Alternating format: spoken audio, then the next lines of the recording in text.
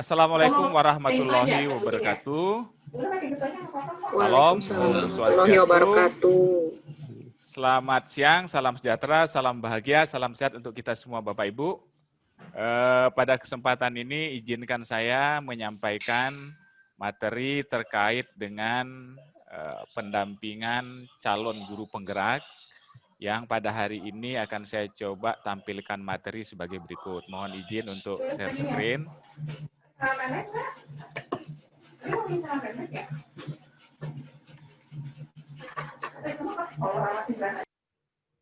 Ya.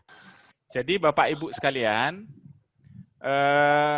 materi kita ini adalah kebutuhan perubahan di sekolah melalui pendekatan inquiry apresiatif.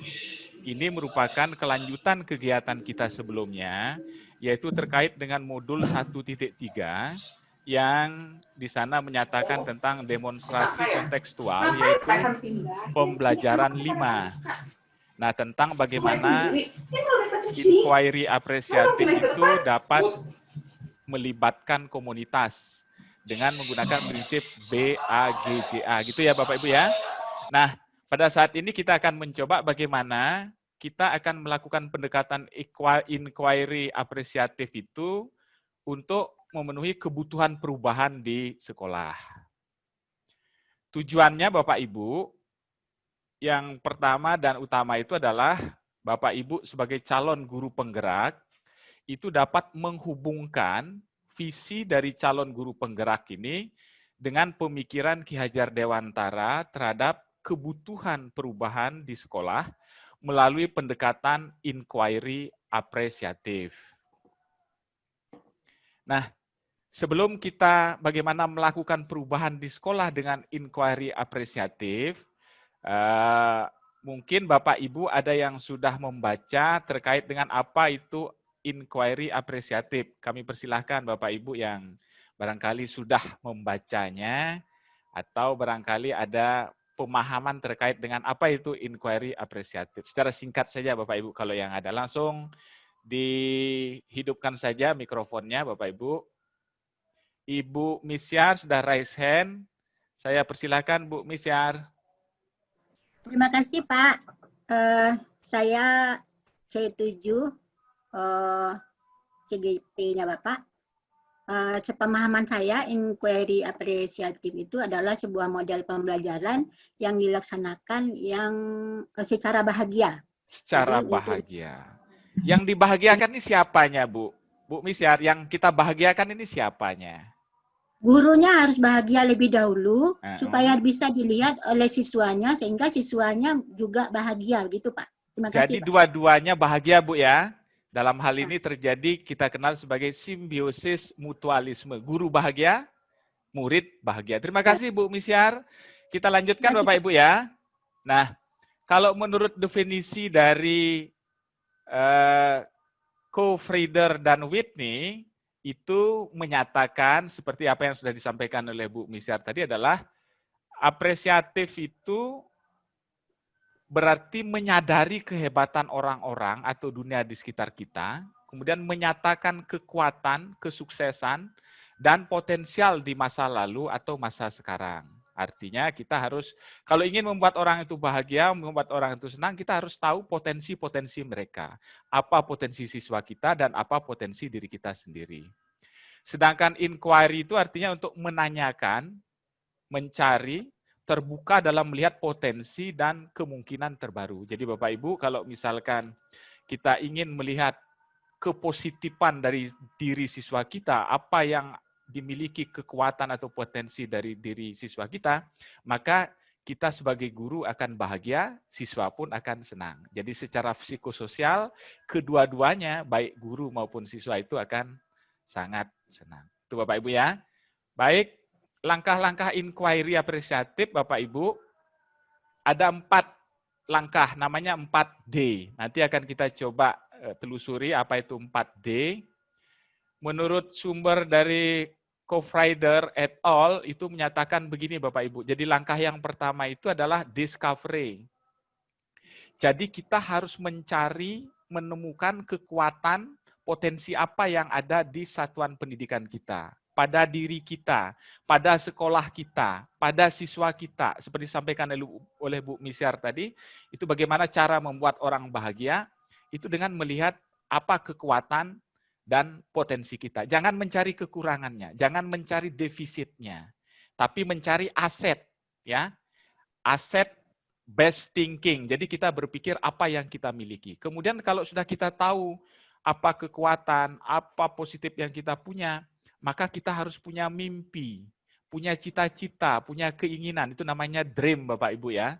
Jadi siswa kita kalau sudah dia tahu kekuatannya, dia harus dibawa bermimpi. Kita juga harus bermimpi kemana membawa siswa kita itu.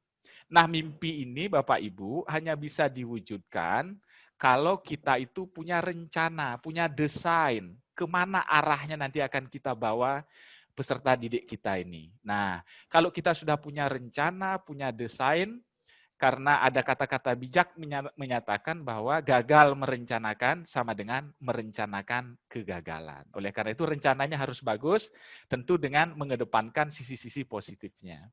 Nah, kalau rencana sudah ada, yang berikutnya adalah harus dilaksanakan. Ada do-nya Bapak Ibu.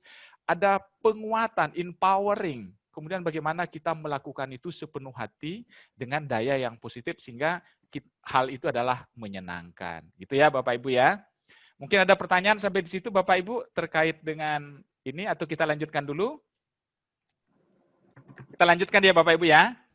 Baik, nah kita akan brainstorming Bapak Ibu. Kita akan lakukan brainstorming. Ada dua Bapak Ibu yang harus dijawab nanti.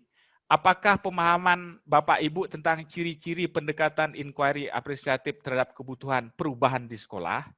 Jadi potensi-potensi positif itu bagaimana kebutuhannya terhadap perubahan di sekolah. Yang kedua adalah apa pemahaman Bapak Ibu tentang pendapat Ki Hajar Dewantara yang menyatakan kodrat alam dan kodrat zaman murid kita itu diselaraskan dengan pendekatan inquiry apresiatif. Nah, Bapak Ibu silahkan buka Google-nya Bapak Ibu, ya, buka Google-nya. Kemudian Bapak Ibu silahkan ketik www.menti.com, lalu ketik kode 9293938. Kita tunggu ya Bapak Ibu ya. Saya stop screen dulu, bisa dicatat tuh Bapak Ibu, atau nanti saya coba tayangkan lagi. Jadi di Google HP Bapak Ibu, ketik www.menti.com, lalu ketik kode 9293938 tanpa spasi. Ya. Atau bisa juga di http://bit.ly seperti ini, ketut.cfpgp 2020. Saya izin stop screen supaya saya menuju ke Menti kita Bapak Ibu. Menti kita ini saya mau ke sini dulu. Kelihatan Bapak Ibu? Udah. Oke. Nah, silahkan diisi menurut Bapak Ibu apa ciri-ciri pendekatan inquiry apresiatif terhadap kebutuhan perubahan di sekolah. Nah, Bapak Ibu silahkan ketik lalu kirim.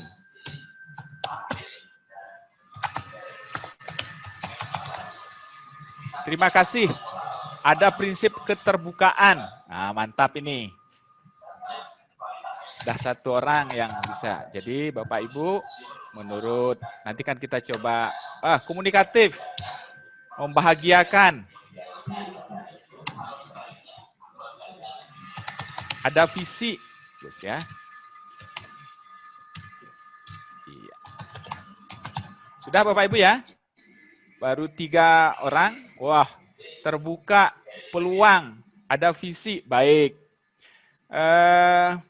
Saya akan mencoba komunikasi dengan Pak Amik lebih dahulu. Pak Amik Setiaji, selamat siang Pak. Ya. Halo Pak Amik. Selamat siang Pak. Bapak memilih yang mana Pak? Tadi menulis yang mana Pak? Saya menyenangkan. Yang menyenangkan. Nah, ada 3 tadi. Nah, ya. Mungkin Bapak bisa memberikan alasan, Pak, kenapa Bapak memilih bahwa kebutuhan perubahan di sekolah itu salah satunya harus menyenangkan. Mengapa ya kira-kira? Ada opini Bapak, argumentasinya barangkali, Pak? Baik, ya, ya. Baik, jadi kalau suasana para pihak itu tidak ada aura yang gembira, tidak senang, tentu akan sangat ada kesulitan ketika kita akan membawa mereka ke arah perubahan yang kita inginkan. Kita akan sulit mempengaruhi, kita akan sulit menggerakkan, kita akan sulit memberikan virus-virus baik untuk mereka ketika mereka itu auranya masih aura yang tidak bahagia, tidak menyenangkan begitu, Pak. Baik, terima kasih Pak Amik Setiaji. Jadi menyenangkan, membahagiakan Pak ya. Kemudian satu lagi barangkali Ibu Patricia Agnes. Halo, selamat siang Bu. Iya, baik, terima kasih Pak. Kalau saya menuliskan di sini ada prinsip keterbukaan. Maksudnya itu seperti apa Bu? Keterbukaan semacam apa yang Ibu inginkan dalam perubahan sekolah? Di sini sebagai guru kan di dalam mengelola kelas itu modal yang utama itu Pak keterbukaan. Ya. Ketika gurunya dia legowo, dia mampu mengetahui apa-apa yang menjadi kendala dari peserta didiknya, kemudian dia bersikap terbuka walaupun mungkin sudah ada aturan-aturan yang harus dilakukan di kelas, tetapi ketika melihat pendapat-pendapat atau mendengar pendapat dari peserta didik, dia ada keinginan untuk merubah dari disiplin yang sudah dia buat atau aturan-aturan yang dia sudah buat, maka itu menjadi modal utama, membawa murid-murid itu menjadi merdeka dalam belajar. Begitu. Baik, terima kasih Bu Patricia. Jadi keterbukaan Bu ya, jadi keterbukaan itu menghindari kecurigaan. Nah kalau kita sama-sama percaya, maka ada peluang kita akan maju bersama. Baik, terima kasih Bapak Ibu. Kita mencoba menti yang kedua. Kita coba pertanyaan yang kedua. Ini, ya. Silahkan Bapak Ibu ketik sekali lagi. Menurut Bapak Ibu, pendapatnya Ki Hajar Dewantara tentang kodrat alam dan kodrat zaman pada murid itu harus diselaraskan dengan pendekatan inquiry apresiatif. Bagaimana menurut pendapat Ibu tentang ini? Bagaimana inquiry apresiatif itu bisa diselaraskan dengan kodrat alam dan kodrat zaman?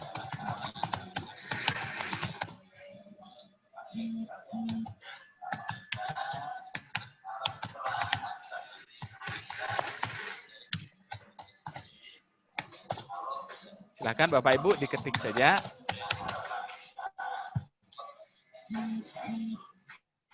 Ya, wah ini sudah ada nih satu murid harus diajak berubah sesuai dengan kodrat alamnya, kodrat dan alamnya di masa saat ini. Anak akan berbahagia jika belajar sesuai dengan potensinya.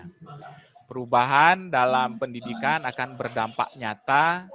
Nah, baik. Ya, mohon Bapak Ibu ya, menghamba. Nah, ini nanti kita harus coba komunikasikan dulu nih terkait dengan pendapat dari teman-teman kita. Saya akan mencoba mengkonfirmasi dengan Bu Safina. Selamat siang Bu Safina. Mungkin selamat siang Pak. Ya. Terhadap tadi pendapat Ki Hajar Dewantara tentang kodrat alam dan kodrat zaman, kalau dihubungkan dengan apresiasi positif itu, apresiasi ini ya, inquiry apresiasi, itu Ibu tadi apa pendapatnya Bu? Ya, intinya kalau menurut saya ya Pak ya, kalau untuk pemahaman saya dengan menggunakan inquiry apresiatif ini kan kita ingin ada perubahan yang berdampak nyata ya dalam pendidikan atau pembelajaran, sehingga pasti dalam perubahan ini harus diselaraskan dengan kodrat alam, dengan kodrat zaman tentunya, seiring dengan perubahan tantangan zaman, begitu Pak. Kalau kodrat zaman ada apa Bu? Mungkin contoh sederhananya yang Ibu maksudkan seperti apa? Ya, misalnya kalau untuk tantangan zaman sekarang gitu ya, kita sekarang dalam pendidikan menuju keterampilan abad 21 misalnya gitu ya. Jadi anak-anak kita arahkan supaya bisa apa ya, ada peningkatan. Perubahan di sini maksudnya kan peningkatan ya. Betul. Peningkatan dalam kemampuannya untuk bisa mencapai keterampilan di abad 21 ini dalam berkolaborasi, dalam berkomunikasi, baik itu lisan, baik itu digital dan lain-lain gitu ya, Pak. Dalam memecahkan masalah. Jadi kita bisa arahkan kegiatan-kegiatan pendidikan dan pembelajaran kita tuh ke keterampilan-keterampilan tersebut. Abad 21. Baik. Dan kita memahami, menganggap bahwa siswa-siswa kita itu punya potensi yang bagus, Bu ya. Punya potensi yang positif, punya kekuatan, dan kekuatan-kekuatan itulah yang akan kita coba kembangkan lagi, kita berdayakan lagi, sehingga mereka menjadi orang yang bermakna, kemudian menjadi orang yang hebat di kemudian hari. Terima kasih, Bu.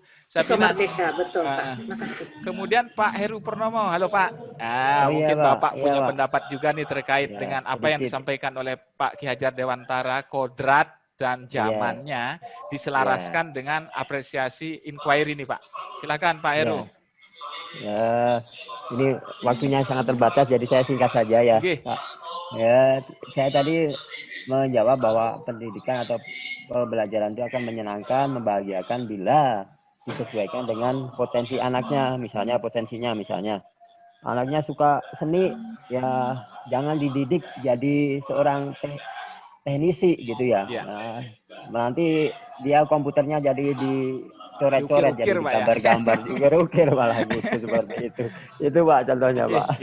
Terima kasih Pak Heru. Wah, baik Bapak Ibu. Jadi kita tentu saja potensi-potensi positif, kekuatan-kekuatan positif, aset-aset positif yang ada di satuan pendidikan, yang ada di guru-guru kita, yang ada di siswa kita, yang ada di ekosistem lingkungan kita itu harus diberdayakan. Dan kita jangan berpikir yang ini ya, yang defisit ya Bapak Ibu ya. Kita harus selalu berpikir positif terkait dengan bagaimana kita memampukan dan memberdayakan sumber daya yang ada. Kita lanjutkan presentasinya sedikit lagi Bapak Ibu.